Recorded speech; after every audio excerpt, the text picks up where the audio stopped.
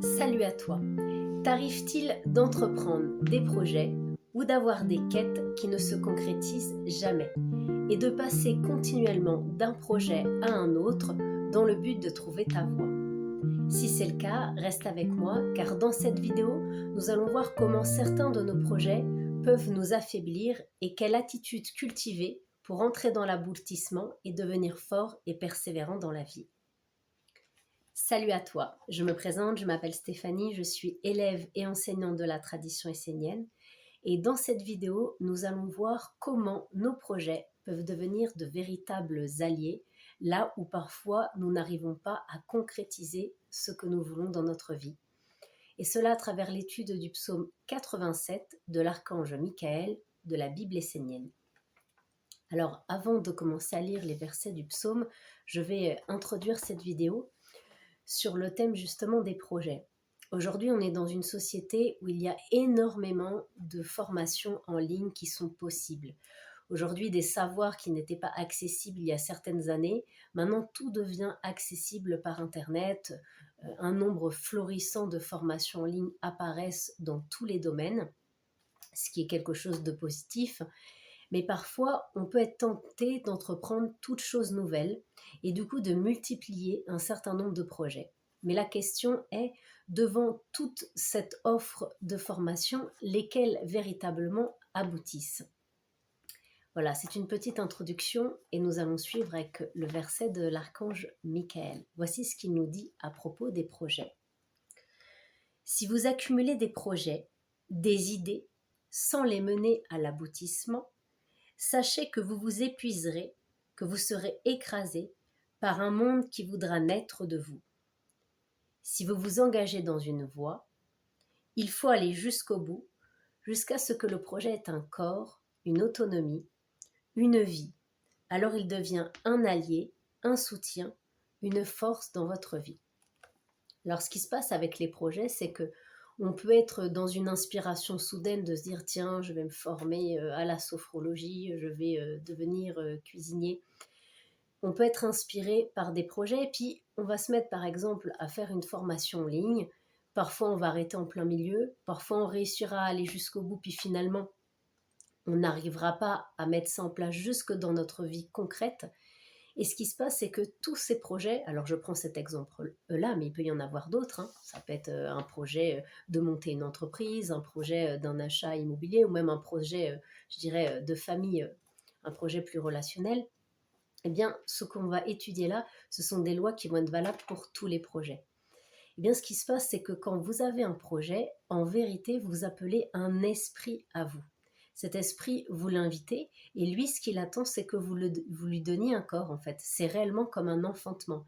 C'est-à-dire qu'on soit un homme ou une femme, eh bien, on peut mettre au monde des projets, leur donner une vie, une autonomie, une forme, une couleur, une existence.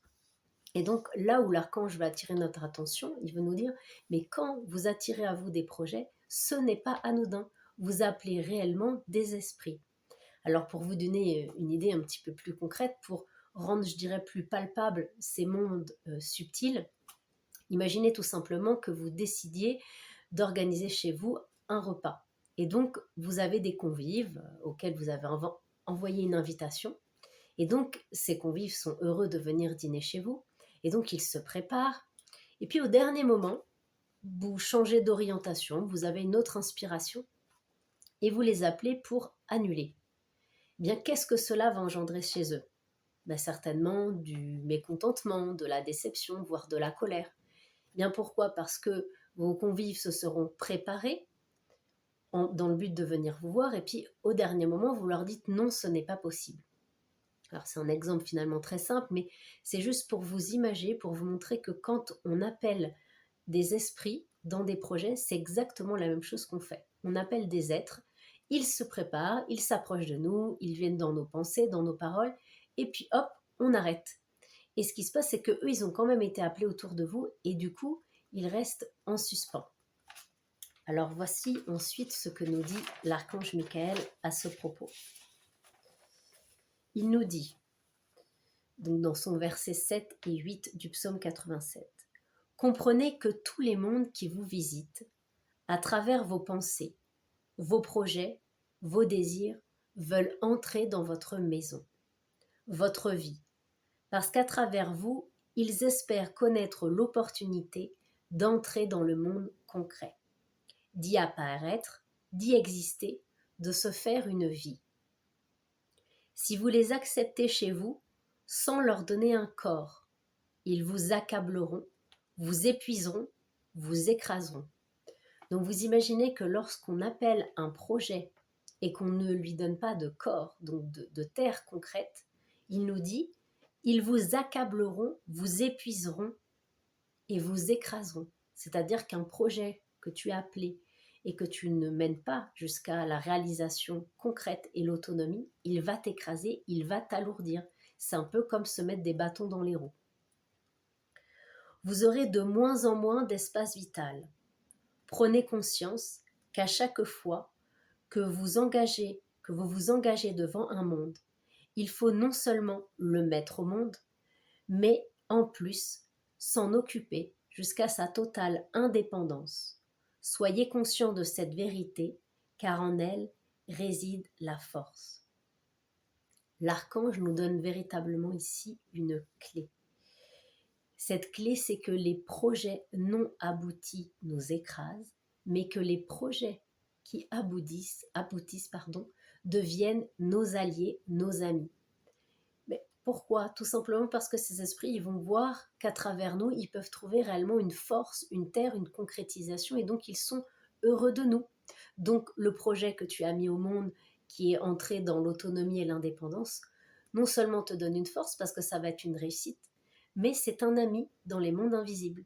Et donc, lorsque tu as des amis, eh bien les amis appellent les amis, et donc d'autres projets vont toquer à ta porte et vont être heureux de pouvoir trouver la vie et l'accomplissement à travers toi.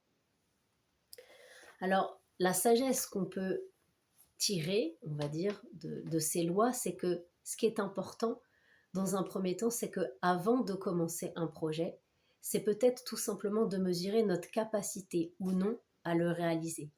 Donc ça veut dire qu'il faut se connaître soi-même.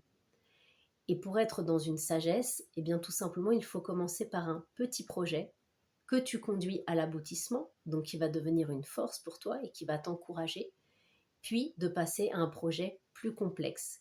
Parce que si tout de suite tu pars dans des grands projets et que tu n'y arrives pas, eh bien tu vas te mettre en situation d'échec, non seulement dans le plan plutôt physique et personnel, mais en plus dans les mondes subtils, tu vas t'alourdir avec des esprits qui finalement ne seront pas contents de toi. Donc c'est véritablement une clé de savoir comment fonctionnent les mondes subtils pour conduire à bien tous nos projets et nos réalisations. Donc sur ce, je vous souhaite de beaux projets dans l'accomplissement, l'aboutissement et qu'ils soient de véritables alliés sur votre chemin. À tout bientôt pour une nouvelle vidéo.